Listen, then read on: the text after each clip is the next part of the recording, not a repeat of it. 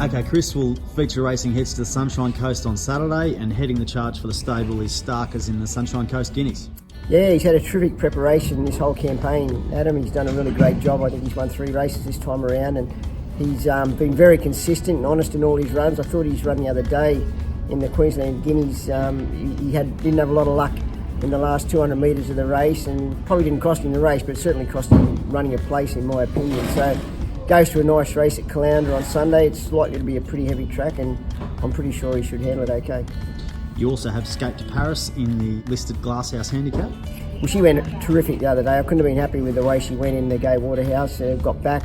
Bailey gave her a great ride, and he retains the mount on Saturday. And I think with no weight on her back, we know she can handle the heavy. She's certainly in a race I think that she's going to be more than competitive in.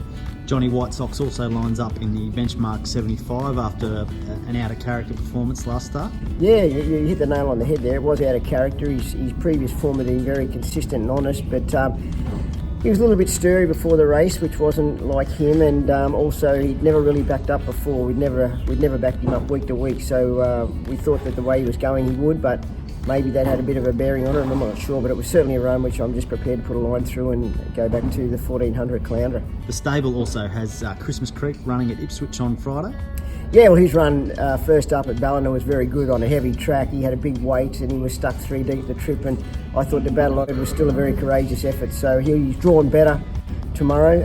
So long as the track's not too heavy, we'll probably go around, and I think he should be more than competitive.